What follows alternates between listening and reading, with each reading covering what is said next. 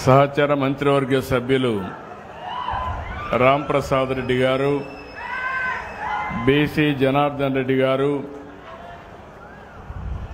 గౌరవనీయులు జగన్మోహన్ రాజు గారు, వేదిక పైన ఉన్నటువంటి జిల్లా కలెక్టర్ గారు, అదే సమయంలో ఈ కార్యక్రమానికి వచ్చినటువంటి కే బొయ్యపల్లి గ్రామస్తులందరికీ నాకు అత్యంత ప్రీతి ప్రాంతమైనటువంటి ప్రాంతంలో మా తెలుగింటి ఆడపడుచులు చూస్తున్నా పెద్ద ఎత్తున వచ్చారు. మా ఆడబిడ్డలకి ఇంకో పక్కన పిల్లలు కూడా చాలా మంది వచ్చారు. వాళ్ళు కూడా పిల్లలను చూస్తే ఈరోజు మనం ఇచ్చినటువంటి తల్లికి వందనం పైన నాకు ధన్యవాదాలు చెప్పడానికి వచ్చారని చెప్పి ఆశిస్తున్నా. అలాంటి చిరంజీవులకి ఇంకో పక్కన సోదరులందరికీ యువత ఎప్పుడు కూడా సమాజానికి ఎంతో అవసరం. అలాంటి యువ సోదరులు చూస్తే నాకు ఒక ధైర్యం, తప్పకుండా తొందరలోనే 1 ఫ్యామిలీ 1 ఎంటర్‌ప్రెన్యూర్ మీ ద్వారానే సాధ్యం, అది సాధిస్తామని మరొకసారి యువతకంతా హామీ ఇస్తున్నా. ఈరోజే నేను రాజంపేటలో ఉన్నాను, కే బొయ్యపల్లిలో ఉన్నా. 30 సంవత్సరాల కంటే క్రితం ఇదే రోజున నేను ఆ రోజు ముఖ్యమంత్రిగా ప్రమాణ స్వీకారం చేశాను. అది తలుచుకున్నప్పుడు ఒక్కోసారి గర్వకారణం. అదే రోజున ఈరోజు ఇక్కడికి వచ్చినప్పుడు నేను 2 కార్యక్రమాలకు అటెండ్ అయ్యాను. ఒకటి పింఛన్లు నేరుగా ఇచ్చే కార్యక్రమం ఏ విధంగా జరుగుతుందో చూడడానికి ఈరోజే ఒక మహిళ కిడ్నీ ఫెయిల్ అయింది, లేయలేదు. భర్త ఒక ఆటో డ్రైవర్, ఆవిడ్ని రోజంతా మంచానికే పరిమితం అవుతుంది. ఆవిడికి భోజనం చేసి పెట్టాలి, స్నానం చేయించాలి. చేసిన తర్వాత మళ్ళీ ఆటో, కొంతమంది ఎవరైతే స్కూలుకు తీసుకుపోవాలో తీసుకుపోయి ఆ ఆటోలో కూడా పాత ఆటో నడుపుకుంటూ జీవనాన్ని గలుపుతున్నారు.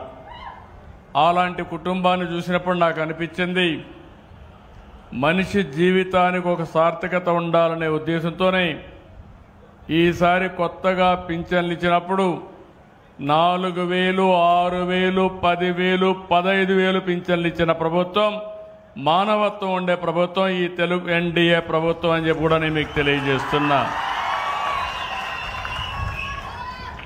వాళ్ళ పరిస్థితులు చూశాను, నేరుగా పింఛన్ ఇచ్చాను.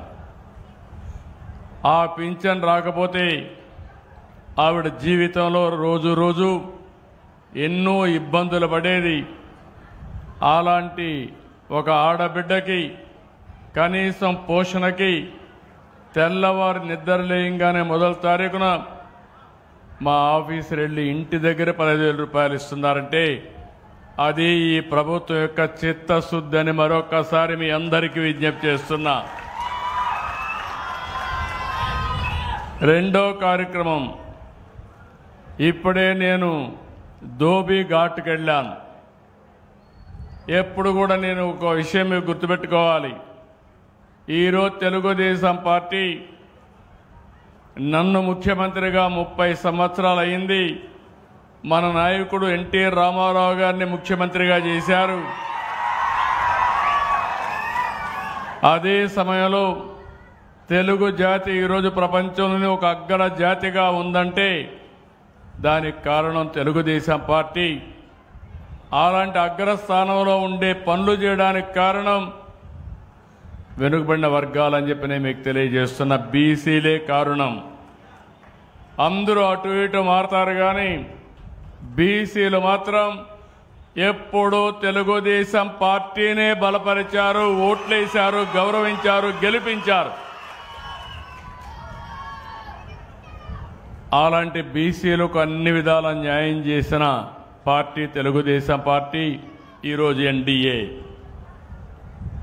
నేను ఆ రోజు వెనుకబడిన వర్గాల కోసం ఆదరణ తీసుకొచ్చాను సమైక్య ఆంధ్రప్రదేశ్లో. అదే సమయంలో మళ్ళీ 2014లో ఆదరణ 2 తీసుకొచ్చాను. ఈరోజు నేను అక్కడికి పోతే ఎంత సంతోషపడ్డానంటే, మొదట నేను ముఖ్యమంత్రిగా ఉన్నప్పుడు దోబీ ఘాట్లు కట్టాను. ఆ రోజు నేను దోబీలను చూసేవాడిని. రజకులంతా కూడా చాలా ఇబ్బందులు పడేవాళ్ళు. ఎక్కడన్నా బావుల దగ్గరికి వెళ్ళి అక్కడ బట్టలు ఉతకాలంటే అక్కడ రైతు ఒప్పుకునేవాడు కాదు. ఇంకో పక్క ఒకప్పుడు మనం చూస్తే గాడిదల మీద ఈ బట్టలు ఎత్తిపెట్టి ఎంతో దూరం వాగులు వంకల దగ్గరికి వెళ్ళి ఎక్కడెక్కడో తిరిగి బట్టలు ఉతికి మళ్ళా తీసుకొచ్చేవాళ్ళు. వాళ్ళ కష్టాలు చూసిన తర్వాత వాళ్ళ ఊర్లోనే కట్టాలని దోబీ ఘాటు కట్టి దానికి పంప్ సెట్ పెట్టి తొట్లు కూడా కట్టి ఆ ఉతికే బండలు కూడా ఏర్పాటు చేశాను. అది పోయినప్పుడు వాళ్ళు చెప్తే, మీరున్నప్పుడు 25 సంవత్సరాల కంటే ముందు కట్టారని వాళ్ళు చెప్పినప్పుడు నాకు ఎంత ఆనందం కలిగిందంటే వర్ణనాతీతం అని చెప్పి మరొకసారి మీ అందరికీ విజ్ఞప్తి చేస్తున్నా. అది కూడా ఈ రోజే చూడడం. అక్కడ ఒక రజకులైతే ఒక బండి పెట్టి ఇస్త్రీ చేస్తున్నారు. ఇస్త్రీ చేస్తా ఉంటే ఈ ఇస్త్రీ పెట్టి కూడా మీరే ఇచ్చారు, 2014లో ఇచ్చారని చెప్తే దానికంటే మించిన ఆనందం జీవితంలో ఏముంటుందో మీరే గుర్తుపెట్టుకోమని మిమ్మల్ని కోరుతున్నా. అది 40 సంవత్సరాల ప్రస్థానం. ఎంతో మందికి ఎన్నో విధాలుగా సహాయం చేశాం.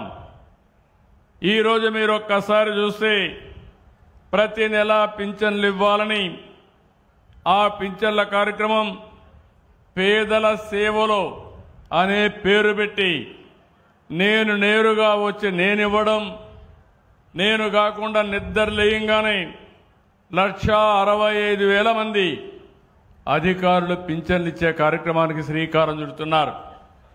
3 గంటల్లో ఇస్తున్నారు. అదే సమయంలో ఈరోజు రాష్ట్రం అంతా కూడా ఇది ఒక పండుగగా జరుగుతూ ఉంది. ఒకప్పుడు మీరు చూశారు, జీతాలు కూడా ఇవ్వలేని పరిస్థితి. ఈరోజు సుజావుగా జీతాలు ఇస్తున్నాం. అదే సమయంలో ఎన్ని ఇబ్బందులున్నా మొదలు తారీఖున పేదల సేవలో పింఛన్లు ఇచ్చే కార్యక్రమానికి శ్రీకారం చుట్టాం. ఈరోజు నేను ఒక్క విషయం మీరు గుర్తుపెట్టుకోవాలి. ఒక ఆంధ్ర రాష్ట్రంలో ఇచ్చే పింఛన్లు ఏ రాష్ట్రంలో కూడా ఇవ్వడం లేదు. మొదటి తారీఖు వస్తే పేదల జీవితాల్లో పండుగ. అదే మరి నేరుగా డబ్బులు ఇవ్వడం. ఈ ఎన్టీఆర్ భరోసా సామాజిక పింఛన్లు అనేది నేను ఛాలెంజ్ చేసి చెప్తున్నా, దేశంలో ఎక్కడా ఇవ్వని విధంగా, ధనిక రాష్ట్రాలు ఇవ్వని విధంగా ఈరోజు ఎన్డీఏ ప్రభుత్వం ఇక్కడ ఇస్తున్నామంటే అది మాకు ఈ పేదల పట్లుండే అభిమానం, ప్రేమ అని మరొకసారి మీకు విజ్ఞప్తి చేస్తున్నా. ఈరోజు మీరు చూస్తే మామూలుగా అనేక రకాలైనటువంటి పింఛన్లు ఇస్తున్నాం. వృద్ధులకి, వితంతువులకి, కల్లు గీత కార్మికులకి, డబ్బు కళాకారులకి, ప్రతి ఒక్కరికి కూడా జీవితంలో ఇబ్బందులుంటే ఆ ఇబ్బందుల్ని అధిగమించేట్టుగా, వాళ్ళ కాళ్లపైన వాళ్ళు నిలబడేట్టుగా ఈ కార్యక్రమాన్ని చేపట్టాం. ఈ 15 నెలల్లో 42,000 కోట్ల రూపాయలు ఒక పింఛన్ కార్యక్రమం కింద సూపర్ 6లు ఇచ్చామంటే అది ఈ ప్రభుత్వం ఈ పేదవాళ్ళకు అందించిన కానుకని చెప్పి కూడా నేను మీకు తెలియజేస్తున్నా. ఈ రోజున 63,61,380 మందికి ఇస్తున్నాం. ఒకే రోజున 2,747 కోట్లు ఇస్తున్నాం. నేను ఒకటే ఆలోచించాను, పింఛన్ అనేది దానం కాదు, ధర్మం కాదు, బాధ్యత. మీ గౌరవాన్ని పెంచే విధంగా మీ ఇంటికొచ్చి మీకు నేరుగా పింఛను అందించి మీకు కూడా గౌరవంగా అందించే విధంగా అధికార యంత్రాంగాన్ని తీర్చిదిద్దానని చెప్పి కూడా నేను మీకు తెలియజేస్తున్నా. మీ అందరికీ ఒకసారి గుర్తుపెట్టుకోవాలి, నేను సీఎం అయి 30 సంవత్సరాలైంది. ఈ పింఛను ప్రారంభమై 40 సంవత్సరాల పైన అయింది. మొట్టమొదటిసారిగా ఈ పింఛను ఎప్పుడు ప్రారంభించారంటే మన నాయకుడు నందమూరి తారక రామారావు గారు 1983లో 30 రూపాయలతో ప్రారంభించాడు. మీరు కూడా ఒక విషయం గుర్తుపెట్టుకోవాలి, ఎప్పుడైనా మనం అన్నం తింటామంటే ఒకసారి తలుచుకుంటాం. దానికి కారణం జీవితాంతం ఇబ్బందులు లేకుండా ఉండాలని మనం ఆలోచించుకొని చేస్తాం. అలాంటిది ఈరోజు మీకు 6,000, 10,000, 4,000, 15,000 వస్తుందంటే ఒక్కసారి ఈ పింఛన్ ఇచ్చేవాళ్ళని కూడా మీరు తలుచుకుంటే ఇంకా ఎక్కువ పింఛన్ రావడమే కాకుండా మీ జీవితాల్లో వెలుగులు వస్తాయని మరొక్కసారి మీ అందరికీ విజ్ఞప్తి చేస్తున్నా. ఆ 30 రూపాయల్ని 95లో నేను ముఖ్యమంత్రి 30 సంవత్సరాల్లో ఆ రోజు మొదటిసారి ముఖ్యమంత్రి అయినప్పుడు 75 రూపాయలు చేశాను. మళ్ళీ 2014 మూడోసారి ముఖ్యమంత్రి 200 రూపాయలని 1000 రూపాయలు చేశాను. దివ్యాంగులకి 1500, 500 వచ్చేది. ఒకేసారి 3 రెట్లు పెంచాను, అది 1500 అయింది. మళ్ళీ 2018 వృద్ధులకి వితంతువులకి 2000 రూపాయలు అంటే 1000ని 2000 చేశాను. దివ్యాంగులకి 1500 3000 చేశాను. అంటే మీరు గుర్తుపెట్టుకోవాల్సింది 5 ఏళ్లలో 10 రెట్లు పెంచిన పార్టీ, దివ్యాంగులకు 12 రెట్లు పెంచిన పార్టీ తెలుగుదేశం పార్టీ. ఇది కాకుండా ఈరోజు మీరు ఒక్కసారి చూస్తే ఒకేసారి దివ్యాంగులకు ఇచ్చే పింఛనే కాకుండా ఇంకో పక్కన పెద్ద ఎత్తున 6 నెలల్లో దివ్యాంగులకైతే మొత్తం 5,500 రూపాయలు పెంచాం. పెంచిన పింఛను ఈరోజు మనం ఇస్తున్నాం. ఈరోజు నేను ఒక విషయం మీ అందరికీ విజ్ఞప్తి చేస్తున్నా. 8,10,10,182 మంది దివ్యాంగులకు పింఛన్లు ఇస్తున్నాం. ఇటీవల వైఎస్ఆర్ కాంగ్రెస్ పార్టీ వచ్చింది, వికలాంగుడు కానివాడికి పింఛను ఇస్తున్నారు. ఎవరైతే అసలు వికలాంగులు ఉన్నారో వాళ్ళకి ఇవ్వకుండా వీళ్ళ కార్యకర్తలకు పింఛన్లు ఇచ్చే పరిస్థితికి వచ్చారు. అవన్నీ చూస్తే నాకు అనిపించింది, అర్హులకి పింఛన్లు ఇవ్వాలి, అర్హులకు అందరికీ ప్రభుత్వం అండగా ఉండాలి. ఎవరైనా సరే అనర్హులుంటే ప్రభుత్వ ధనాన్ని దోస్తా ఉంటే దోపిడీ చేసి అలాంటి వారిపైన చర్యలు తీసుకోవాలా లేదా అని మిమ్మల్ని అడుగుతున్నా. నేను మీలో కూడా ఒక మార్పు రావాలి. చెడును చెడుని చెప్పాలి, మంచిని మంచని చెప్పాలి. ఎప్పుడైతే ఆ ధైర్యం మీకు వస్తుందో, ఆ సామాజిక బాధ్యత మీకు వస్తుందో అప్పుడు మీ అందరికీ న్యాయం జరుగుతుంది. అదే నిజమైన రామరాజ్యం అని మరొకసారి మీ అందరికీ విజ్ఞప్తి చేస్తున్నా. రామరాజ్యం మనం విన్నాం, చరిత్రలో ఇప్పుడు కూడా వింటున్నాం. మంచి పరిపాలన ఉంటే దాన్ని రాముడు మారిగా పరిపాలించాలి, ధర్మాన్ని న్యాయాన్ని కాపాడాలని చెప్పి అన్నప్పుడు మీలో కూడా అలాంటి ఆలోచన విధానానికి మీరు శ్రీకారం చుట్టాల్సిన అవసరం ఉంది. అందుకే నేను ఈరోజు మీ అందరికీ ఒకే ఒక విషయం చెప్తున్నాను. నేను మీకు అండగా ఉంటా. 30 ఏళ్ళు నన్ను చూశారు. ఎప్పుడన్నా నేను లీవ్ తీసుకున్నానా అని మిమ్మల్ని అడుగుతున్నా. ఎప్పుడన్నా సిక్ అయ్యానని అడుగుతున్నా. నిద్ర లేస్తే నిద్రపోయే వరకు మెషిన్ మారిగా పనిచేస్తున్నానా లేదా అని మిమ్మల్ని అడుగుతున్నా. అవును అంటే చేయలేదు చెప్పండి అవునని.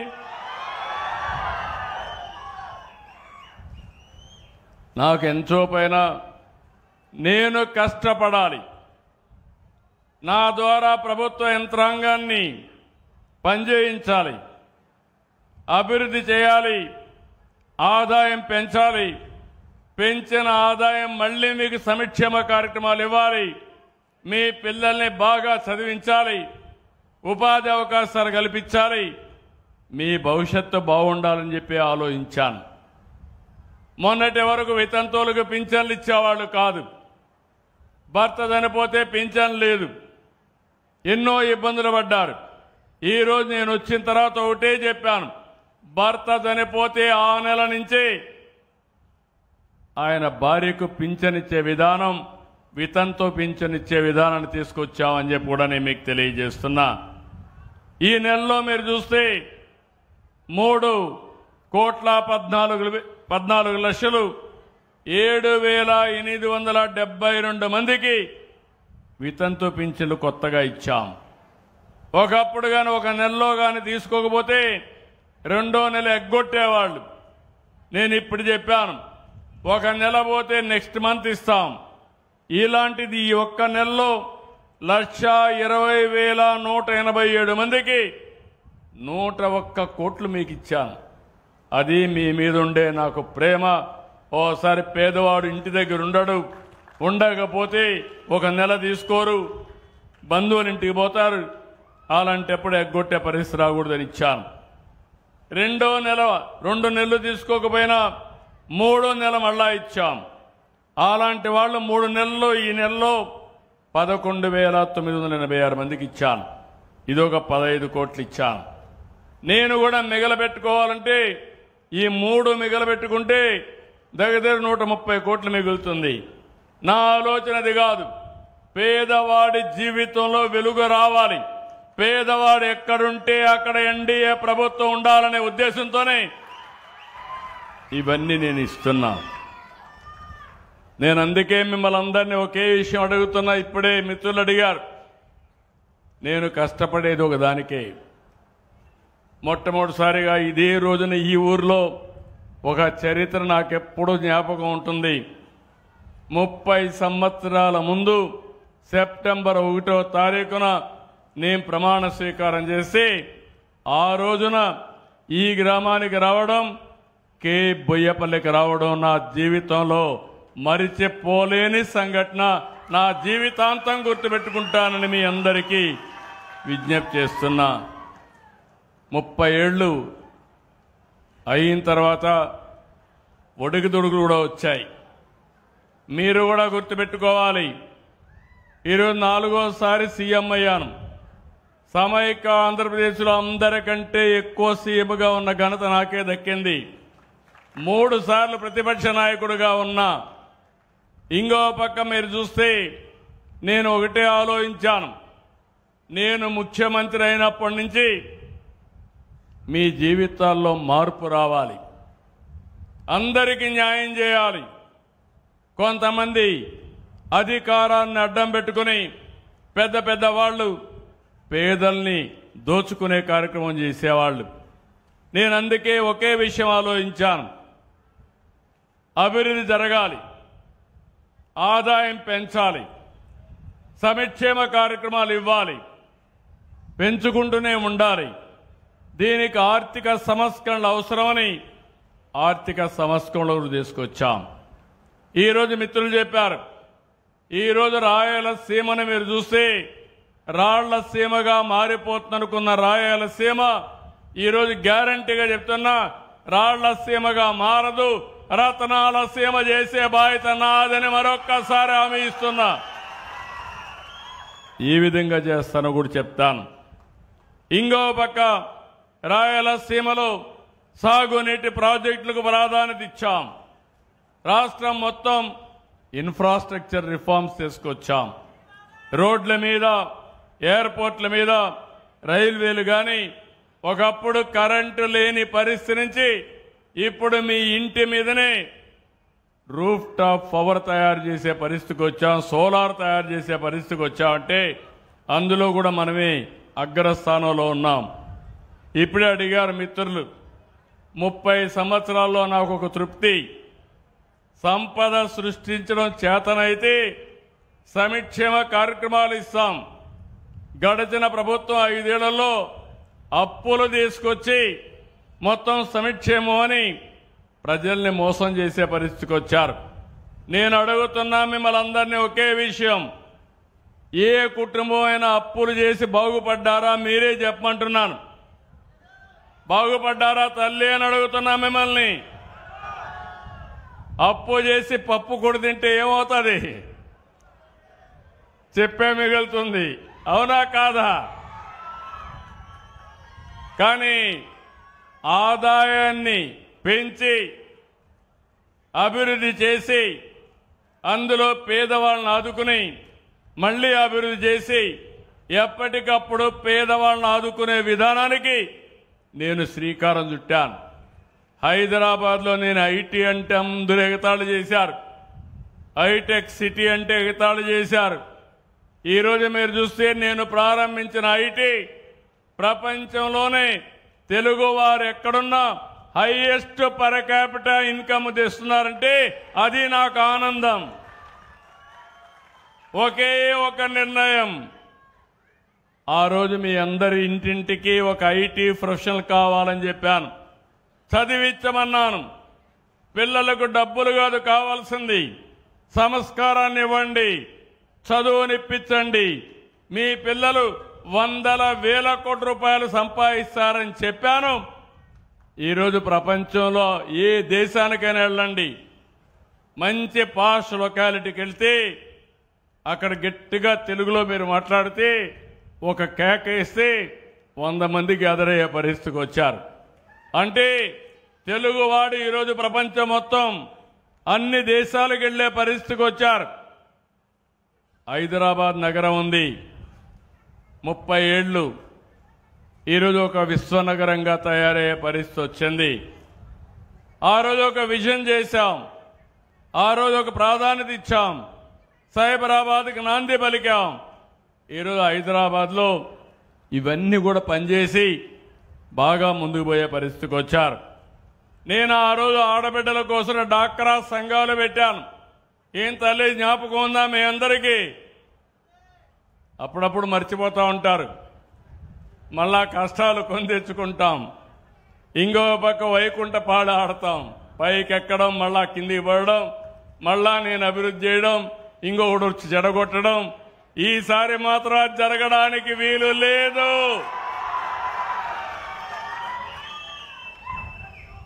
అదే మరి అప్పట్లోనే వెలుగు తీసుకొచ్చాను, పేదరిక నిర్మూలన కోసం వెలుగు తీసుకొచ్చాను. డాక్రా సంఘాలే కాదు, సాగునీటి సంఘాలు తీసుకొచ్చాం, స్వయం సహకార సంఘాలను తీసుకొచ్చాం. ఇలాంటి అనేక కార్యక్రమాలు తీసుకుని మనం ముందుకు పోయాం. ఈరోజు మీరు చూస్తే ఈ యొక్క 30 సంవత్సరాల్లో మనం ఏవైతే చేశామో, విభజన జరిగిన తర్వాత కొన్ని కష్టాలు వచ్చాయి.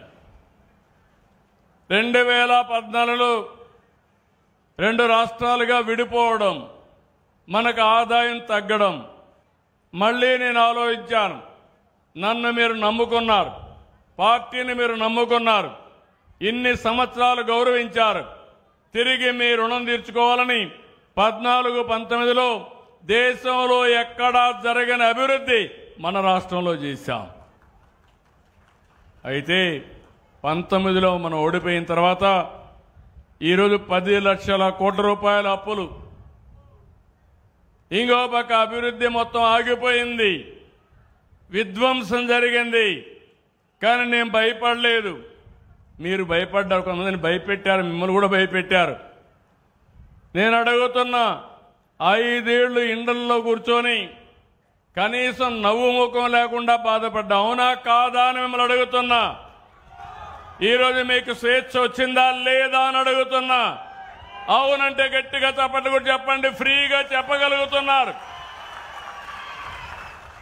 అడగగలుగుతున్నారు. ఎమ్మెల్యేలు తప్పు చేసిన, మంత్రులు సరిగా రాకపోయినా, అధికార యంత్రాంగం పనిచేయకపోయినా నిలదీసే పరిస్థితికి వచ్చారంటే అది నేను ఇచ్చిన హక్కు అని చెప్పి మరొక్కసారి మీ అందరికీ తెలియజేస్తున్నా. అదే మీరు సాధించిన విజయం కూడా, అవునా కాదా అని మిమ్మల్ని అడుగుతున్నా. మొన్న ఎన్నికలు జరిగాయి. నేను పవన్ కళ్యాణ్ గారు ఇద్దరం కలిసి పోటీ చేయాలనుకున్నాం. బీజేపీ సపోర్ట్ చేశారు.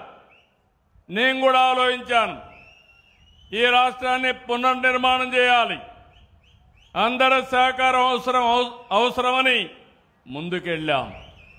మీరు కూడా విద్యుత ప్రదర్శించారు. 94% స్ట్రైక్ రేట్, చరిత్రలో ఎప్పుడూ గెలవని గెలుపునిచ్చిన మీకు మరొకసారి అభినందనలు. ఆ గెలుపు ఈరోజు ఈ విజయాలకు దోహదం చేస్తా ఉంది. మీ సమస్యల పరిష్కారానికి ఉపయోగపడతా ఉంది. ఈ విషయం మీరు గుర్తుపెట్టుకోవాలి. ఈరోజు మీరు ఒకసారి చూస్తే, నేను 2000లో విజన్ 2020 తీసుకొచ్చాను. ఈరోజు విజన్ 2047 తీసుకొచ్చాను. స్వర్ణాంధ్రప్రదేశ్ కోసం 2047కి నేను ఒకటే ఆలోచిస్తున్నాను. చాలా మంది మీరు అనిపిస్తుంది, ఆ రోజు నేను చెప్తే మీరు నమ్మలా, 30 ఏళ్ళు అయిపోయింది. కానీ ఈరోజు మళ్ళీ నేను ఆలోచించే విధానం, ఈ 20 సంవత్సరాల్లో భారతదేశంలో నెంబర్ 1 రాష్ట్రం ఏదంటే దానికి చిరునామాగా ఆంధ్రప్రదేశ్ ఉంటుంది, ఈ స్టేట్ ఉంటుంది. ఇండియా కూడా అభివృద్ధి అవుతా ఉంది. మన ప్రధానమంత్రి నరేంద్ర మోడీ గారు దేశాన్ని అభివృద్ధి చేయాలని అనేక సంస్కరణలకు నాంది పలుకుతున్నారు. నేను ఈరోజు కాదు, మొదటి నుంచి సంస్కరణల్ని అమలు చేశాం. అలాంటి దీంట్లో దేశం అభివృద్ధి కావాలి, మనం కూడా దేశంలో ఒక భాగం. అలాంటి దేశం అభివృద్ధి అయినప్పుడు ఆ దేశ అభివృద్ధిలో కీలక పాత్ర మనం పోషించాల్సిన అవసరం ఉంది. ఈ విషయంలో మళ్ళీ మిమ్మల్ని అందరినీ అభినందిస్తున్నా. తెలుగుదేశం పార్టీకి అధికారం కట్టబెట్టారు. కొంతమంది అధికారం ఇస్తే సొంత పనుల కోసం ఉపయోగపడ్డారు, ఉపయోగించుకున్నారు. కానీ తెలుగుదేశం పార్టీ మాత్రం ఎప్పుడూ ప్రజల కోసమే అధికారాన్ని ఉపయోగించాం తప్ప వేరే విషయం కాదని చెప్పి నేను మీకు తెలియజేస్తున్నా. ఆ రోజు ఎన్టీ రామారావు గారు ముఖ్యమంత్రిగా ఉంటే నేషనల్ ఫ్రంట్ ఏర్పాటు చేశాడు. నేను ముఖ్యమంత్రి అయిన తర్వాత యునైటెడ్ ఫ్రంట్ కానీ, ఎన్డీఏ కానీ మనం కూడా భాగస్వాములై మన రాష్ట్రానికి ఉపయోగించుకున్నాం. ఇలాంటి రాజకీయాలు మనం చేస్తే ఈ రాష్ట్రంలో ఒక ఫేక్ పార్టీ ఉంది. ఆ పార్టీకి సవాలు విసురుతున్నా మీ అందరి తరపున.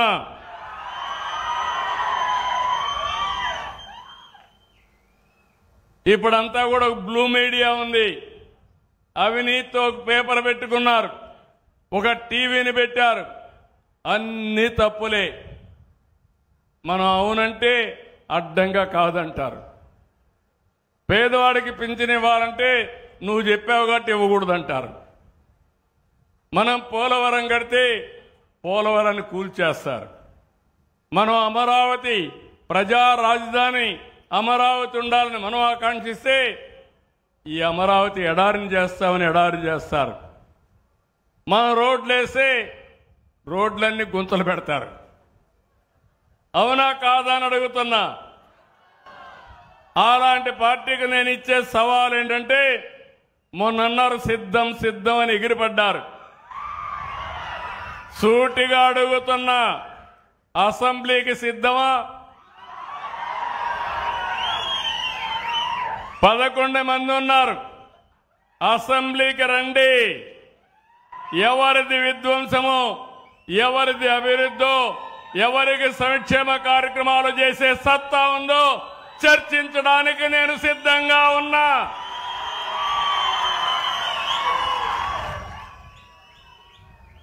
సూపర్ 6 మీద అవాకులు చవాకులు వాళ్తున్నారు. నేను అడుగుతున్నా, అసెంబ్లీకి రండి, ఎవరికి ఏ నిమిషంలో ఎక్కడిచ్చామో సమాధానం చెప్పే ధైర్యం సత్తా ఈ ప్రభుత్వానికి ఉందని చెప్పి కూడా నేను మీకు తెలియజేస్తున్నా. సాగునీటి ప్రాజెక్టుల వరకు కడాన ప్రాజెక్టులు కడితే గ్రీస్ వేయలేని పెద్ద మనుషులు ఇక్కడే అన్నమయ్య డ్యామ్ కొట్టుకోబోతే ఏమైంది తమ్ముళ్ళు అని మిమ్మల్ని అడుగుతున్నా. మళ్ళీ దాన్ని బాగు చేసే బాధ్యత ఎక్కడ కడితే బాగుంటుందో అక్కడే కట్టించే బాధ్యత ఈ ప్రభుత్వానిది. రాష్ట్రంలో పెట్టుబడులు కడాన నిన్న జరిగిన పులివెందల ఎన్నిక కూడా ఒంటిమిట్ట ఎన్నిక ఇక్కడ జరిగిన ఎన్నికను గురించి మాట్లాడడానికే సిద్ధం. అంతేకాదు బాబాయ్ గొడ్డల వేటు కూడా చర్చించడానికి మనం సిద్ధంగా ఉన్నాం. ఇంకో పక్క ఒక దళిత లీడర్ని డ్రైవర్ని డోర్ డెలివరీ చేసేదాన్ని కూడా మాట్లాడడానికి సిద్ధంగా ఉన్నాం. మీరందరూ గుర్తుపెట్టుకోవాలి, కోడి కత్తి డ్రామా, గులకరాయి డ్రామా మర్చిపోయారా తమ్ముళ్ళు? మీరు ఏమమ్మా ఆడబిడ్డ మర్చిపోయారా మీరు అంటున్నా? నేను డ్రామా వేయలా. నా మీద 23 క్లేమోర్ మైన్స్ వెంకటేశ్వర స్వామి పాద పద్మాల దగ్గర జరిగితే నేను భయపడ్డానా తల్లి అని మిమ్మల్ని అడుగుతున్నా. ప్రజల కోసం పనిచేశాం. ప్రజల కోసం పనిచేసినప్పుడు భయపడవలసిన అవసరం లేదు. వీళ్ళు చేసే పని చూస్తా ఉంటే అంతా కూడా చేసే తప్పుడు పనులు మీడియాలో మాత్రం ఫేక్ మీడియా పెట్టి నేను దానికి సమాధానం చెప్పాలంట. నిన్నే చూస్తున్నారు వీళ్ళ యొక్క మనుషులు తప్పుడు డాక్యుమెంట్స్తో దివ్యాంగుల పింఛన్ తీసుకున్నారు. వాడు ఆటో డ్రైవింగ్ చేస్తాడు, ట్రాక్టర్ డ్రైవింగ్ చేస్తాడు, చేయలేదంటాడు. బాగా మాట్లాడతాడు. డాక్టర్ దగ్గరికి వచ్చినప్పుడు నాటకం వేసి మూగంటాడు.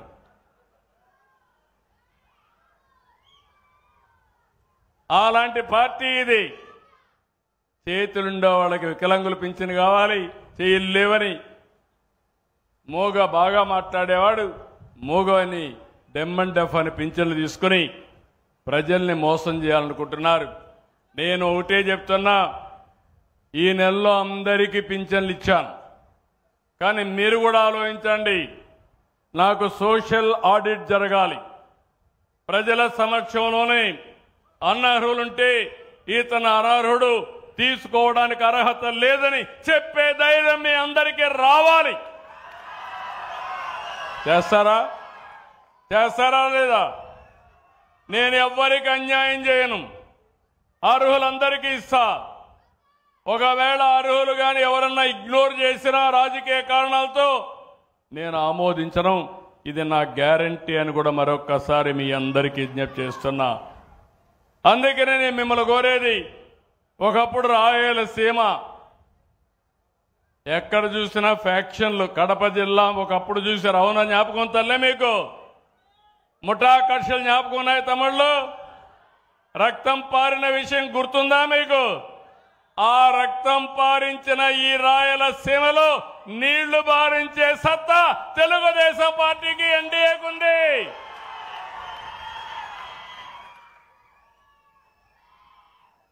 రాష్ట్రంలో కమ్యూనల్ వైలెన్స్ పెట్టుకొని మత విద్వేషాలు రెచ్చగొడితే దాన్ని తుదముట్టించిన పార్టీ తెలుగుదేశం. తీవ్రవాదుల సమస్య వచ్చి ఎక్కడికక్కడ సమస్యలు సృష్టిస్తే అవి కూడా కంట్రోల్ చేశాం. ఇంకో పక్క రాష్ట్రంలో రౌడీ అనేవాళ్ళు లేకుండా చేశాం. ఈరోజు నేను హామీ ఇస్తున్నా, మా ఆడబిడ్డల జోలుకి ఎవరైనా వచ్చి ఎక్కడైనా కానీ అఘాయిత్యాలు చేస్తే అదే మీకు చివరి రోజు. ఈ భూమి మీద మీరు ఉండడానికి అర్హత లేదని మరొక్కసారి హెచ్చరిస్తున్నా. ఏమమ్మా, మొదటి 5-6 నెలలు నాకు కూడా కష్టమైంది. చెప్పా, తాట తీస్తానని చెప్పా. ఇప్పుడిప్పుడు కొంచెం కంట్రోల్లోకి వస్తున్నారు. ఇంకా కూడా ఫేక్ వార్తలు పెట్టి మీరు చూశారు. ఎలాంటి వాళ్ళంటే ఒక సింగయ్య వాళ్ళ కారు కింద పడతాడు. నా పోలీసులు చూస్తూ ఉంటారు.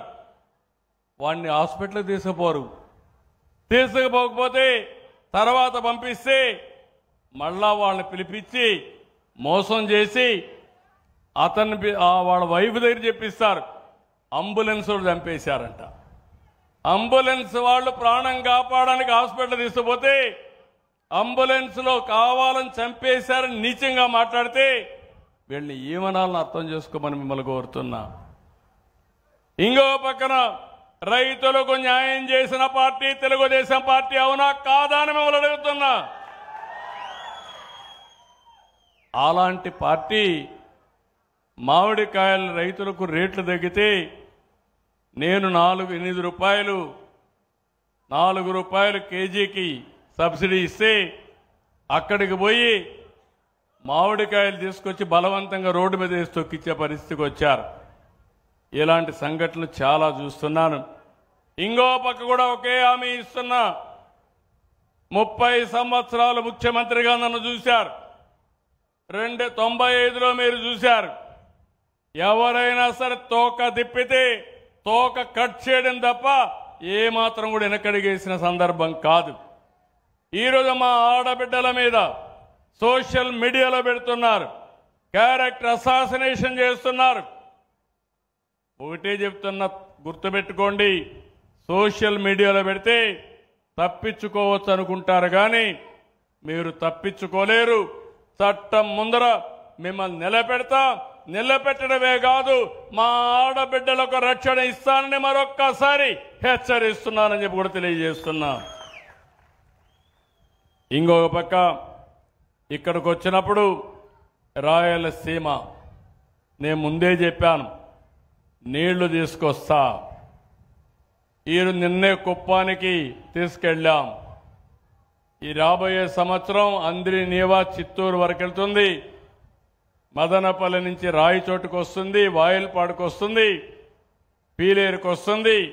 అక్కడి నుంచి చిత్తూరు వరకు తీసుకెళ్తాం. అదే సమయంలో రాబోయే సంవత్సరం నగరి గాలేరు కడప వరకు వస్తుంది. ఆ తర్వాత రాజంపేట తీసుకొస్తా. 3 ఏళ్లలో కోడూరుకు కూడా తీసుకెళ్తామని మీ అందరికీ హామీ ఇస్తున్నా. ఇదే కాదు, సాగునీరు ఇస్తాం, పరిశ్రమలు వస్తాయి, పెట్టుబడులు వస్తాయి, ఉద్యోగాలు వస్తాయి. డ్రిప్ ఇరిగేషన్ అయితే 90% సబ్సిడీ ఇస్తున్నాం. రాయలసీమలో ఇప్పుడు కూడా నేను చూస్తే రాజంపేటలో కూడా వ్యవసాయం తగ్గింది, హార్టికల్చర్ పెరిగింది, డైరీ పెరిగింది. అదే మాదిరిగా లైవ్ స్టాక్ కూడా బాగా పెరిగే పరిస్థితికి వచ్చింది. ఈరోజు రాయలసీమలో రోడ్లన్నీ బ్రహ్మాండంగా వచ్చాయి. ఇక్కడ ఆటోమొబైల్ వస్తుంది. ఒక కియా మోటార్ అనంతపూర్లో వస్తే, కరువు జిల్లాలో వస్తే, అనంతపూర్ జిల్లా ఈరోజు రూపురేఖలే మారిపోయే పరిస్థితికి వచ్చింది. అలాంటి దీనికి మనం శ్రీకారం చుట్టాం. రాబోయే రోజు రాయలసీమలో ఎలక్ట్రానిక్స్ కానీ, స్పేస్ కానీ, ఏరోస్పేస్ కానీ, డిఫెన్స్ కానీ, డ్రోన్ రంగాల్లో వినూత్నమైన మార్పులు, పెట్టుబడులు తీసుకొస్తామని చెప్పి కూడా నేను మీకు తెలియజేస్తున్నా.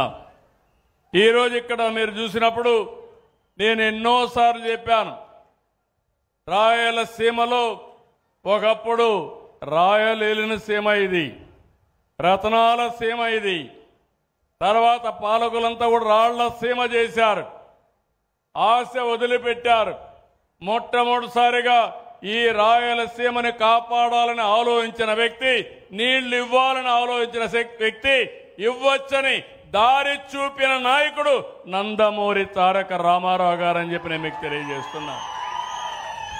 అక్కడి నుంచి ప్రారంభమైంది.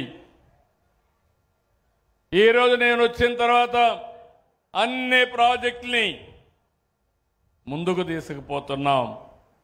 ఈసారి జూలైలోనే నీళ్లు ఇచ్చాం. అన్ని రిజర్వాయర్లకు నీళ్లు పెట్టాం. ఇప్పటికే 85% రిజర్వాయర్లన్నీ పూర్తయినాయి. ఇంకో పక్క రాయలసీమని రతనాల సీమగా తయారు చేయడానికి ఇండియాలోనే కాదు ప్రపంచంలోనే ఒక హార్టికల్చర్ హబ్ తయారు చేయడానికి ముందుకు పోతున్నాం. ఇవన్నీ వస్తే ఈ రాయలసీమలో కరువు అనే మాట ఉండదు, నీళ్లు పుష్కలంగా వస్తాయి. అందుకే ఇంకోటి ఆలోచించాను. నా ఆలోచన ఇప్పుడు కాదు, 25 ఏళ్లకు మునిపించి ఆలోచిస్తున్నాం. ఏదైతే గంగా నది నుంచి కావేరి వరకు నదుల అనుసంధానం జరగాలి. ఈరోజు మీరు రోడ్లు చూస్తున్నారు. ఒకప్పుడు అధ్వానమైన రోడ్లు, ఈరోజు రోడ్లు బ్రహ్మాండంగా వచ్చాయి. ఇంకో పక్క ఒకప్పుడు ఫోన్లు పనిచేసేటివి కాదు, ఇప్పుడు సెల్ ఫోన్లు పెట్టుకునే పరిస్థితికి వచ్చాం. ఇవన్నీ కూడా సంస్కరణల వల్ల వచ్చిన ఫలితాలు ఇవన్నీ. అదే ఈరోజు వరదలు వస్తున్నాయి, కొన్ని ప్రాంతాల్లో కరువు వస్తూ ఉంది. గోదావరి నది ఉంది, ఎన్నో సంవత్సరాలుగా 2000 టీఎంసీ నీళ్లు సముద్రంలోకి పోతున్నాయి. రాయలసీమ ఉంది, నీళ్లు రాకుండా పంటలు వేయకుండా మొన్నటి వరకైతే అనంతపూరు ఎడారిగా మారిపోతుందనే పరిస్థితికి వచ్చారు. అనంతపూర్లో 400 మిల్లీమీటర్ల వర్షపాతమే పడుతుంది. దేశంలోనే తక్కువ వర్షపాతం పడే జిల్లా అనంతపూర్ జిల్లా. అందుకే ఈరోజు మనం కానీ గంగా కావేరి చేస్తే, నదులు అనుసంధానం చేస్తే చాలా ఉపయోగపడుతుంది. అది వచ్చే లోపల వంశధార దగ్గర నుంచి గోదావరి, కృష్ణ, పెన్న అన్ని నదులు అనుసంధానం చేయాలని నేను సంకల్పం చేశా. అది చేస్తామని మరొకసారి మీ అందరికీ హామీ ఇస్తున్నా. ఇవన్నీ చేస్తూనే సూపర్ 6 ఏమమ్మా, సూపర్ 6 సూపర్ హిట్ అవునా కాదా? అవునా కాదా? గట్టిగా చెప్పండి తల్లి, మీకోసం ఎంతో కష్టపడుతున్నాం. 15 నెలలు ధైర్యంగా గర్వంగా చెప్తున్నా, సంక్షేమానికి సాటి లేదు, అభివృద్ధికి అడ్డు లేదు, సుపరిపాలనకు పోటీ లేదు. అవునా కాదా అని మిమ్మల్ని అడుగుతున్నా.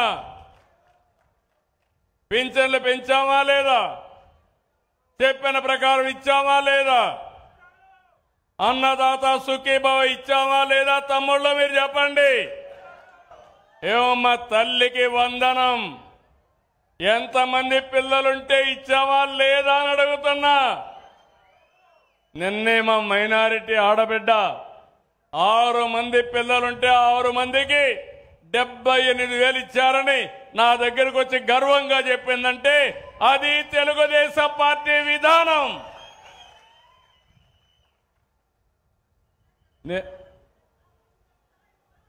ఏమా నలుగురమ్మా, 4 ఆడబిడ్డలు మా తల్లికి 60,000 అంటే 8,000 తగ్గించి 52,000 ఇచ్చాం. అవునా తల్లి? 52,000 ఇచ్చాం మా ఆడబిడ్డకి. గట్టిగా చప్పట్లు కూడా చెప్పండి. ఇచ్చిన వాళ్ళు 10 మందికి చెప్పాలి. చెప్పినప్పుడు 10 మంది 100 మంది అవుతారు. నిన్న కూడా నేను అడుగుతున్నా, దేశంలో ఒక సర్వే చేసి రాష్ట్రంలో నాకు 4వ ప్లేస్ ఇచ్చారు, దేశంలో 3వ ప్లేస్ ఇచ్చారు ముఖ్యమంత్రుల్లో పాపులారిటీ కింద. ఎందుకు మొదటి స్థానం చెప్పలేకపోయారని మిమ్మల్ని అడుగుతున్నా. నేను నా బలగం మీరే. మీరు నన్ను ఆశీర్వదించండి, కొండనైనా సరే బద్దలు చేసే శక్తి మాకు వస్తుంది. కష్టపడతాం, సంపద సృష్టిస్తాం, పెంచిన సంపద తిరిగి మళ్ళా మీకే పంచుతానని కూడా మరొకసారి హామీ ఇస్తున్నా. ఇది నిరంతరం మనం చేసుకోవాల్సిన అవసరం ఉంది. అన్నా క్యాంటీన్లు పెట్టామా లేదా? ఏమ్మా, దీపం ఇచ్చామా లేదా? దీపం పెట్టామా లేదా? మీకు ఎవరిచ్చారు దీపం? మొదట నేనే కదా. మళ్ళీ ఇప్పుడు 3 సిలిండర్లు వస్తున్నాయా లేదా మీకు? అన్నింటికంటే ముఖ్యంగా మా ఆడబిడ్డలు శ్రీశక్తి జల్సగా ఆర్టీసీ బస్ ఎక్కితే ఎవరిని అడిగే పని లేకుండా ఎక్కడికి పోవాలన్నా పోయి ఇంటికి వచ్చే పరిస్థితి. అవునా కాదా? మీరు అవసరమైతే తల్లి దగ్గరికి పోవాలంటే మీరు పోయి చూసి రావచ్చు. మీ కూతురు దగ్గరికి పోవాలంటే తల్లులు చూడొచ్చు. పెద్దవాళ్ళందరూ కొంచెం కావాలి తిరగాలంటే రాష్ట్రం మొత్తం ఒక 20 రోజులు ప్రోగ్రాం పెట్టుకొని అన్ని పుణ్యక్షేత్రాలు తిరిగి అదే సమయంలో అన్నా క్యాంటీన్లో దేవాలయాల్లో భోజనం కూడా పెడుతున్నాం. అవునా కాదా? 21 దేవాలయాల్లో అన్నదానం కూడా ప్రవేశపెట్టి అన్నదానాన్ని కూడా పెట్టాం. నేను రాబోయే రోజుల్లో మా ఆడబిడ్డలు స్త్రీ శక్తి ఏంటో ప్రపంచానికి చూపిస్తాను. 1,00,000 మంది ఒక సంవత్సరంలో లక్షాధికారులను చేసే బాధ్యత, పారిశ్రామికవేత్తలుగా చేసే బాధ్యత నాది. ఈ కార్యక్రమానికి నాంది పలికాం. ఇలాంటివన్నీ చేసు మీ అందరిని నేను ఒకటే చెప్తున్నా, ఒక్క కార్యక్రమం కాదు, ఇలాంటి కార్యక్రమాలన్నీ చేస్తా. ఇప్పుడే ఇక్కడ జగన్మోహన్ రాజు గారు చెప్పారు, ఈ యొక్క నియోజకవర్గం రాజంపేట మంచి నియోజకవర్గం. కొన్ని కారణాల వల్ల మీరు మాకు ఓట్లు వేయలా.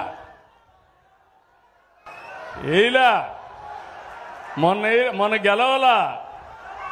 గెలవలేదు కదా. అదేనయ్యా జిల్లా అంటున్నావు, జిల్లా కావాలి. బట్ మోసం చేసే వాళ్ళకి ఓటేసిరి.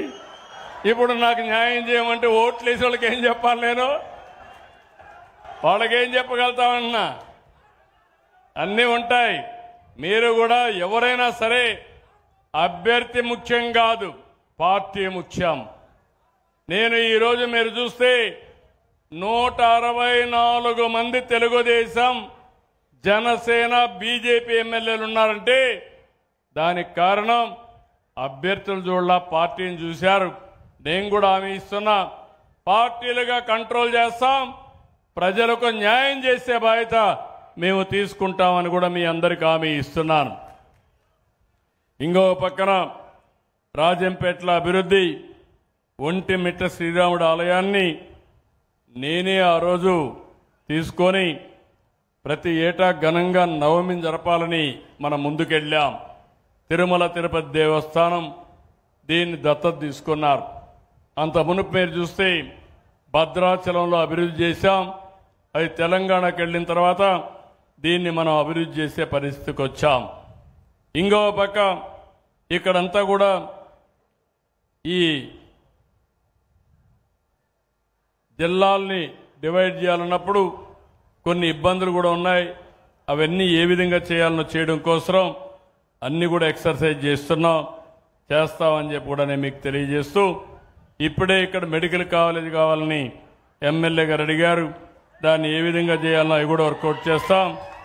ఇంకో పక్కన ఇక్కడ అభివృద్ధి, ఏ అభివృద్ధి కావాలన్నా ఇక్కడ జగన్మోహన్ రాజు గారి నాయకత్వంలో తప్పకుండా మీ అందరికీ హామీ ఇస్తున్నా.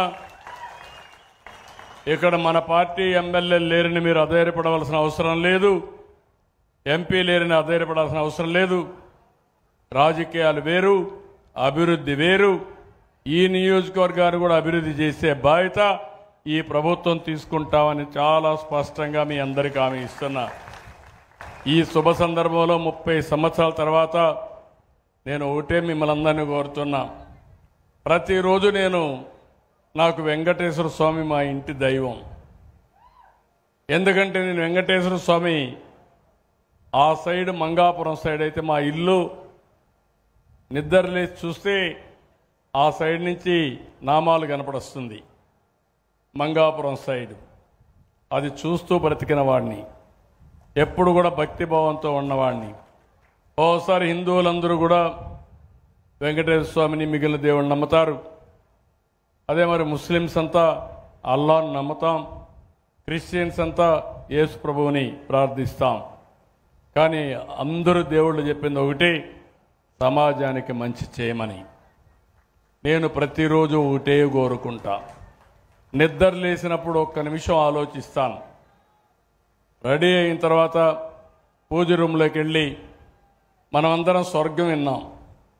విన్నారా? నరకం విన్నారు. అంటే ఏంటి? మంచి చేస్తే స్వర్గానికి పోతారు, పునర్జన్మ ఉండదు. అవునా కాదా? తప్పు చేస్తే ఎక్కడికి పోతారు? ఎక్కడికి పోతారు? నరకానికి పోతారు. అక్కడ ఏం చేస్తాడు యమధర్మరాజు? సలసలగాలి ఆయిల్లో వేసి కాల్చే పరిస్థితులు. అవునా కాదా? అంటే మీకు అన్ని మతాలు ఇవి ఉన్నాయి. అయితే నేను మిమ్మల్ని కోరేదంటే, స్వర్గం అంటే మనందరం ఆలోచించేది ఆనందంగా ఉంటాం, సమస్యలు తక్కువ ఉంటాయని. నేను అదే కోరుకుంటా దేవుణ్ణి. ఆ స్వర్గంలో దేవతలు ఉంటారంటారు. దేవేంద్రుడు రాజధాని అమరావతి, ప్రజా రాజధాని మా అమరావతి. మా ప్రజలకు కూడా ఇబ్బందులు లేకుండా చేసే వ్యవస్థ కోసం నన్ను ఆశీర్వదించమని భగవంతుడిని కోరతానని చెప్పి కూడా నేను మీకు తెలియజేస్తున్నా. అందుకే మీరందరూ చూస్తే ఈరోజు మీకు సంక్షేమాన్ని ఇస్తున్నాం, అభివృద్ధి చేస్తున్నాం. అదే మాదిరిగా ఆర్టీసీ బస్సుల్లో ఉచితంగా ప్రయాణ సౌకర్యం ఏర్పాటు చేస్తున్నాం. ఇది కాకుండా మీరు ఒకసారి చూస్తే కొత్తగా మీరు ఏ ఆఫీసుకు పోయే పని లేకుండా 700 సర్వీసులు ఆన్లైన్లో పెట్టి వాట్సాప్ గవర్నెన్స్లో మీకు ఇస్తున్నా. అంటే ₹1 అవినీతి లేకుండా, ఎవరి దయాదాక్షిణాలు లేకుండా నేరుగా అన్ని పనులు చేయాలని టెక్నాలజీ కూడా ఉపయోగించి తద్వారా ఈరోజు పింఛన్ ఇచ్చాం. సాయంత్రానికి నాకు ఒక ఇన్ఫర్మేషన్ వస్తుంది, ఎక్కడ ఏ సమయంలో ఏ స్పాట్లో పింఛన్ ఇచ్చారో టెక్నాలజీ ద్వారా వస్తుంది. మళ్ళీ నేను ఐవీఆర్ఎస్ పంపిస్తున్నా. మీ పట్ల మా అధికారి దురుసుగా మాట్లాడా, సక్రమంగా ఇచ్చారా, మిమ్మల్ని గౌరవంగా చూశారని అడుగుతున్నాం. అవినీతి ఏమన్నా పాల్పడ్డారని కూడా తెప్పిస్తున్నా. నా ఆలోచన ఒకటే, ఈ రాష్ట్రంలో ఏ ఒక్కరికి ఇబ్బంది లేకుండా, ఏ ఒక్కరు ₹1 అవినీతి ఇవ్వకుండా మీరు గౌరవంగా బ్రతికే వ్యవస్థని నేను ఏర్పాటు చేస్తానని మరొక్కసారి మీ అందరికీ హామీ ఇస్తున్నా. అదే నా ఆలోచన. నా ఆలోచన ఒకటి, అందరికీ ఆదాయం పెరగాలి, ఆరోగ్యం బాగుండాలి, ఆనందంగా ఉండాలి. వెల్తీ, హెల్తీ, హ్యాపీ సొసైటీ కోసం నేను ప్రయత్నం చేస్తున్నా. ఇది అసాధ్యమేం కాదు, సాధ్యం. కొద్దిగా మీరు డైరెక్షన్ మారితే, కొంచెంగానే మీరు ఆలోచిస్తే ఇవన్నీ సాధించుకునే అవకాశాలు వచ్చాయి. దానికి రేపు రాబోయే రోజుల్లో సంజీవని అనే ఒక ప్రాజెక్టును తీసుకొస్తున్నా. రామాయణంలో మీరు ఉంటారు, లక్ష్మణుడు మూర్ఛపోతాడు, కాపాడుకోవాలి. ఎట్లా కాపాడుకుంటామంటే సంజీవని మొక్క తెస్తే ఆ మొక్క ఒకటే కాపాడుతుందని చెప్తారు. అప్పుడు సంజీవని మొక్క తేవాలంటే హనుమంతుడికి తెలియదు సంజీవని మొక్క, నేను తెస్తానని వెళ్ళాడు, మొక్క తెలియదు. అప్పుడు ఏం తెచ్చాడు? పర్వతాన్నే తీసుకొచ్చాడు. ఆ పర్వతాన్ని తీసుకొస్తే అందులో సంజీవని మొక్క తీసుకొని ఆ ఔషధ మొక్కతో లక్ష్మణుడి ప్రాణం కాపాడుకుంటారు. నేను కూడా రాబోయే రోజుల్లో 2 ఏళ్లలో ఒక పెద్ద ప్రాజెక్ట్ని బిల్ గేట్స్ కానీ టీసీఎస్ అందరితో కలిసి తీసుకొస్తున్నాం. అందులో ఆ ప్రాజెక్ట్ వస్తే పేదవాళ్ళ ఆరోగ్యం, అందరి ఆరోగ్యం కాపాడే విధంగా శ్రీకారం చుడుతున్నాం. ప్రపంచంలో ఉండే నాలెడ్జ్ అంతా తీసుకొచ్చి పేదవాడి ఆరోగ్యాన్ని కాపాడడానికి ఏ మందు అవసరమో ఆ మందే ఇచ్చి మిమ్మల్ని కాపాడుకునే బాధ్యత తీసుకుంటామని కూడా తెలియజేస్తున్నా. మీలో కూడా ఆలోచన విధానం మారాలి. మన పెద్దవాళ్ళు తిండి లేనప్పుడు రాగులు తినేవాళ్ళు. మన నాయకుడు ఎన్టీ రామారావు గారు వచ్చిన తర్వాత అందరికీ రైస్ ఇప్పించాడు. ₹2 కేజీ బియ్యం పెట్టి మనం రైస్ తినడం మొదలుపెట్టాం. ఈ రైస్ వల్ల కార్బోహైడ్రేట్స్ తిని అసలు మిగిలిన ప్రోటీన్ కానీ ఇవి తినకుండా మానేసాం. ఎక్కువ కార్బోహైడ్రేట్స్ తింటే మీకు షుగర్ వస్తుంది, బీపీ వస్తూ ఉంది. షుగర్ వస్తే అనేక జబ్బులు వస్తున్నాయి. కొంతమంది ఎక్కువ తాగి లేనిపోని సమస్యలు తెచ్చుకొని వాళ్ళు నాశనమై కుటుంబాన్ని నాశనం అయిపోయే పరిస్థితి వస్తూ ఉంది. ఇవన్నీ కూడా నేను ఒకటే ఆలోచిస్తున్నాను. భవిష్యత్తులో ఈ రాష్ట్రంలో మీ అందరూ ఆరోగ్యంగా ఉండాలంటే నేను తీసుకొచ్చే ఈ ప్రాజెక్టు ద్వారా ప్రివెంటివ్ హెల్త్కి, రియల్ టైం మానిటరింగ్కి, ఎవరికైనా ఇబ్బంది వస్తే ప్రపంచ మేధావులు ఎవరైతే మంచి డాక్టర్ల ద్వారా డైరెక్షన్ తీసుకొని మీ ఆరోగ్యాన్ని కాపాడే బాధ్యత కూడా తీసుకుంటామని చెప్పి నేను మీకు తెలియజేస్తున్నా. ఇది ఒక వినూత్నమైన ప్రాజెక్టు. ఈరోజు సాధ్యమవుతుందంటే ఒకటే గుర్తుపెట్టుకోండి, దీనికి కారణం టెక్నాలజీ. ఇలాంటి సమయంలో ఇలాంటి ప్రాజెక్ట్ వస్తే అది నా జీవితంలో దానికంటే సాధించగలిగిన విజయం ఇంకోటి ఉండదు. ఒక పక్క సంపద సృష్టిస్తా, ఇంకో పక్క మీ ఆరోగ్యాన్ని కాపాడుతా, ఇంకో పక్క మీరు మీ కుటుంబం ఆనందంగా కూడా ఉండాలి. నేను అందుకనే ఇటీవల చెప్తున్నా, ఎక్కువ హార్డ్ వర్క్ చేయడం కాదు, స్మార్ట్ వర్క్ చేయాలి. సెల్ ఫోన్ ఉంటే చాలా అన్ని పనులు అయిపోతున్నాయి. ఈరోజు డ్రోన్స్ వచ్చాయి, సెటిలైట్ వచ్చింది. మీ పొలాల్లో సాయిల్ టెస్టింగ్ చేయాలంటే పొలానికి వచ్చి సాయిల్ తీసుకోవాల్సిన పని లేదు, భూసార పరీక్షలు అవసరం లేదు. అలాంటి కొత్త టెక్నాలజీస్ వచ్చాయి, డ్రోన్స్ వస్తున్నాయి.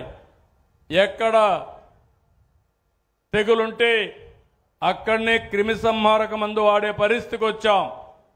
ఒకప్పుడు ఇవన్నీ లేవు. ఈరోజు మస్కిటోస్ ఉన్నాయి. ఎక్కడ మస్కిటో ఉంటే ఆ మస్కిటో పైనే మందు కొట్టి మస్కిటో నివారించే పరిస్థితి వస్తూ ఉంది. ఈరోజు మస్కిటో ఉంటే మాకేంటనుకుంటే దానివల్ల మీకు మలేరియా వస్తూ ఉంది. అదే మరి ఇంకా అనేక రకాలైనటువంటి కమ్యూనికబుల్ డిసీజెస్ వచ్చి చాలా వరకు దెబ్బతినే పరిస్థితికి వస్తున్నారు. కాబట్టి డెంగ్యూ కూడా వస్తూ ఉంది. డెంగ్యూ వస్తే ప్లేట్లెట్స్ పడిపోతాయి, దానివల్ల చాలా ఇబ్బందులు వస్తాయి. లక్షలు ఖర్చు పెట్టుకునే పరిస్థితికి వస్తున్నారు. ఇవన్నీ చేస్తూనే నా ఎఫర్ట్ అంతా చేస్తూ ఒక పక్క ఇంకో పక్క P4 అన్నాను. ఈ విషయం కూడా మీరు గుర్తుపెట్టుకోవాలి. P3 అనేది పబ్లిక్ ప్రైవేట్ పార్ట్నర్షిప్తో రోడ్లు వేస్తున్నాం. టెలికాం వచ్చింది, కరెంట్ ఇస్తున్నారు, కొంతమంది డబ్బులు కూడా సంపాదిస్తున్నారు. ఈరోజు సమాజంలో ఆర్థిక అసమానతలు పెరిగాయి. కొంతమంది టాప్ 10% అయితే కోటీశ్వరులు అయిపోయారు. కింద నుండే 20% అయితే 3 పూట్ల తిండి తినడానికి కష్టం వస్తే ₹10 పెట్టి ఆరోగ్యం బాగు చేసుకోవడానికి డబ్బులు లేవు. అందుకే ఒక వినూత్నమైన కార్యక్రమం పబ్లిక్ ప్రైవేట్ పీపుల్స్ పార్ట్నర్షిప్ అనే కార్యక్రమం తీసుకుని పైనుండే 10 మంది, కింద నుండే 20 మందికి అండగా ఉండే విధంగా ఒక స్ఫూర్తినివ్వాలనుకుంటున్నాం. ఒకప్పుడు ప్రజల వద్దకు పాలన తీసుకొచ్చాం, ఆ తర్వాత జన్మభూమి తీసుకొచ్చాం. ఈరోజు నేను తీసుకొచ్చే కార్యక్రమం వినూత్నమైన కార్యక్రమం, బంగారు కుటుంబం మార్గదర్శి. ఇది స్వచ్ఛందంగా ముందుకు రావాల్సిన అవసరం ఉంది. ఒక మనిషిని పుట్టిన తర్వాత ఒక బాధ్యత ఉంటుంది. నేను ఒక్కడే బాగుంటే లాభం లేదు, సమాజంలో అందరూ బాగుంటేనే ఆ సమాజం ఆనందంగా ఉంటుంది, సేఫ్గా ఉంటుంది. ఒక వ్యక్తి మాత్రం పెద్ద ప్యాలెస్ కట్టుకొని చుట్టుపక్కలంతా దొంగలుంటే ఆ వ్యక్తికి కూడా రక్షణ ఉండదు. అవునా కాదా అని మిమ్మల్ని అడుగుతున్నా. మీ ఇల్లు పెద్ద మహల్ కట్టుకొని రోడ్డు అంతా గుంతలు పడితే ఆ ఇంట్లో ఎంత టైం కూర్చుంటామని అడుగుతున్నా. అందుకని అలాంటి వ్యవస్థను క్రియేట్ చేద్దాం. నేను ఒకటే మీ అందరికి చెప్తున్నా, ఒకప్పుడు టెక్నాలజీ అంటే ఎగతాళి చేశారు, ఒకప్పుడు నీరంటే ఎగతాళి చేశారు, ఒకప్పుడు మా ఆడబిడ్డల తెలివితేటలంటే ఎగతాళి చేశారు. ఈరోజు చెప్తున్నా, నేను తీసుకున్న కార్యక్రమం పబ్లిక్ పాలసీస్ ద్వారా ఆర్థిక అసమానతలు తగ్గించి అందరికీ మెరుగైన జీవన ప్రమాణాలు ఇచ్చి మీరు ఆనందంగా ఉండే సొసైటీని తయారు చేయడం నా ఏకైక ఆశయం, కోరిక అని చెప్పి మిమ్మల్ని అందరికీ విజ్ఞప్తి చేసుకుంటూ, దీన్ని బాగు చేయాలంటే మీలో కూడా ఆలోచన రావాలి. ఇక్కడికి వచ్చినప్పుడు 230 పిటిషన్లు వచ్చాయి. ఈ 230 పిటిషన్లు తీసుకున్నాం. నేను ఒకటే చెప్తున్నాను, నాకు మీరు పిటిషన్ ఇస్తే ఎంత నమ్మకమో, మీరు మామూలు కాగితం ఇచ్చినా ఆ కాగితంపై నేను చర్యలు తీసుకుంటా. న్యాయం ఉంటే చేసి మళ్ళీ మీకు సమాచారం ఇస్తానని మరొక్కసారి తెలియజేసుకుంటూ, కొంతమంది ఏం చేస్తున్నారంటే లేనిపోని గొడవలు పెట్టుకుంటున్నారు. వాళ్ళకు కూడా విజ్ఞప్తి చేస్తున్నా. ఈరోజు కొంతమంది ఎక్కువగా లిటిగేషన్కి వెళ్ళిపోతున్నారు. ఒక అన్నదమ్ముళ్ళ మధ్య, కుటుంబ సభ్యుల మధ్య, అదే మాదిరిగా బంధువుల మధ్య 2 సెంట్లకు 3 సెంట్ల భూమికి విరోధాలు పెట్టుకుని కోర్టుల చుట్టూరు, పోలీస్ స్టేషన్ల చుట్టూరు తిరిగే పరిస్థితి వస్తున్నారు. మేము చెప్పినా ఈయనే పరిస్థితులు లేరు. ఇలాంటి వాళ్ళ ప్రవర్తన మారాలి.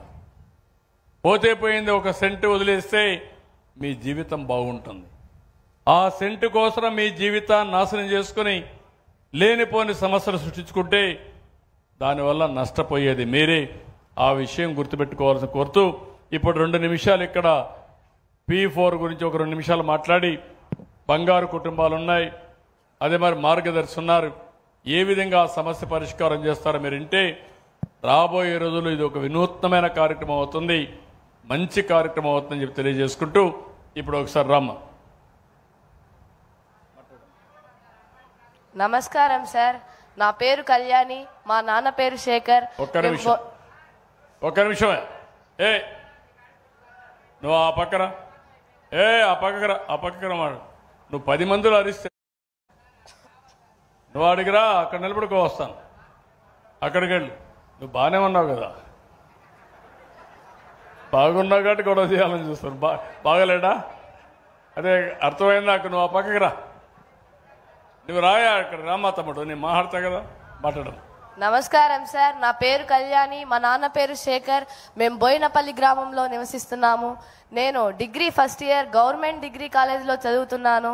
మా నాన్న కూలి పని చేస్తున్నారు. మా నాన్న కూలి పని చేస్తూ 3 డిగ్రీ చదివిస్తున్నారు. మా నాన్న కూలి పని చేస్తూ మమ్మల్ని స్థాయికి తీసుకొని వచ్చారు. నాకు ఆటలంటే చాలా ఇష్టం. నేను గత సంవత్సరాల నుండి బ్యాడ్మింటన్ గేమ్ ఆడుతున్నాను. ఎవరి శిక్షణ లేకుండా ఇప్పటి వరకు నేను స్టేట్ లెవెల్లో పాల్గొనడం జరిగింది. అదేవిధంగా నన్ను ఒక అకాడమీలో జాయిన్ చేస్తే మన దేశానికి, మన రాష్ట్రానికి పేరు ప్రఖ్యాతులు తీసుకొని వస్తున్నానని ఆశిస్తున్నాను సార్. అదేవిధంగా మన స్వర్ణ ఆంధ్రప్రదేశ్కి నా ప్రావీణ్యంతో స్వర్ణాన్ని తీసుకొని వస్తున్నానని కోరుకుంటున్నాను సార్. Thank you sir.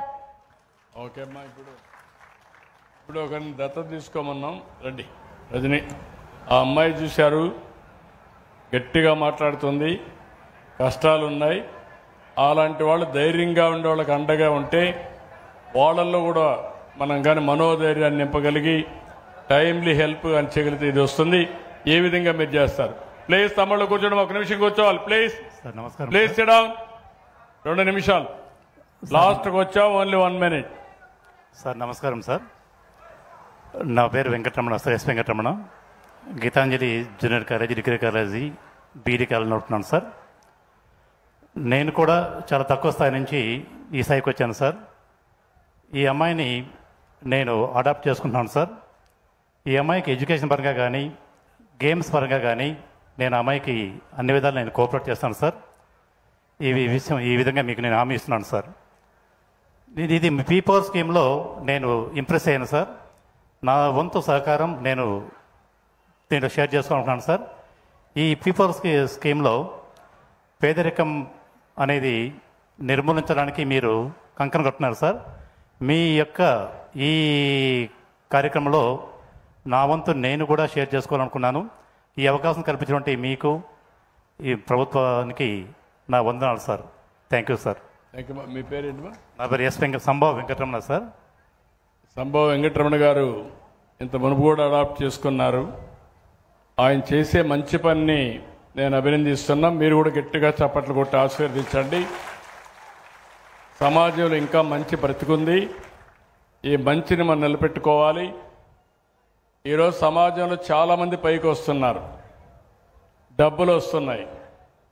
కానీ ఆ డబ్బులు తిరిగి కొంత భాగంగానే ఇలాంటి వాళ్ళ కోసం మనం ఖర్చు పెడితే దానివల్ల భగవంతుడు ఇంకా మనకు ఎక్కువ ఆదాయం ఇచ్చే పరిస్థితి వస్తాడు. ఈ విషయం కూడా గుర్తుపెట్టుకోవాలి. అందుకే ఆ అమ్మాయి ఉద్దేశం బాగా చదువుకోవాలి, అదే మరి స్పోర్ట్స్లో కూడా బాగా రాణించాలని కోరుకుంది. తప్పకుండా ఆయన అన్ని విధాలా సహకరిస్తాడు. మళ్ళీ మనం చూస్తాం ఇలాంటి కొన్ని వందల సక్సెస్ స్టోరీస్ రాబోయే రోజుల్లో ఈ రాష్ట్రంలో ఉంటాయి.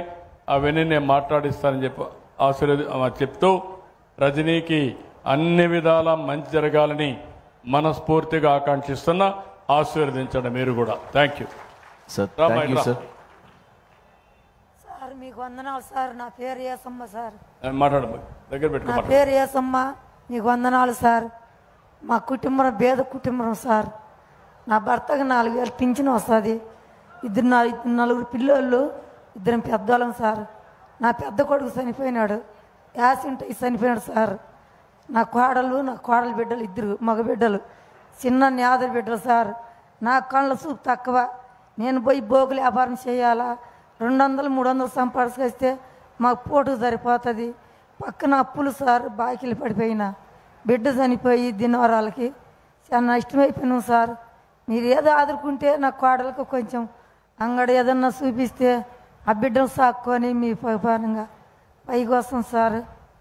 మీ దయధర్మంతంగా. ఎంతమంది పిల్లలమ్మా?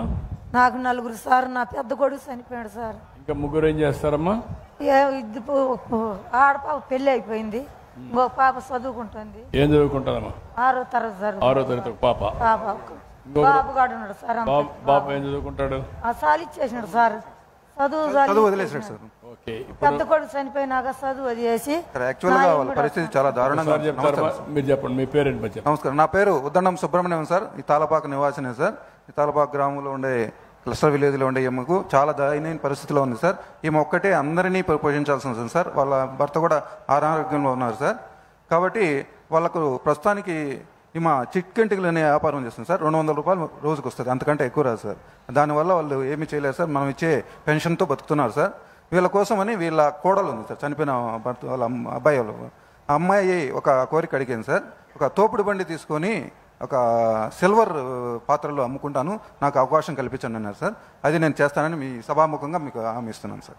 ఆ తర్వాత వాళ్ళ పిల్లలను చదువుల కోసం కూడా స్కూల్స్ పంపించడము, తర్వాత ఈ అబ్బాయి మానుకున్నాడు కదా స్కూల్, దాన్ని అబ్బాయిని చేర్పించి మళ్ళీ చదువు చేయించడానికి నేను. ఎన్ని రోజులు అయింది మానుకొని? 2 నెలలు. ఈ సంవత్సరం మళ్ళీ ఎన్నో తరగతమా?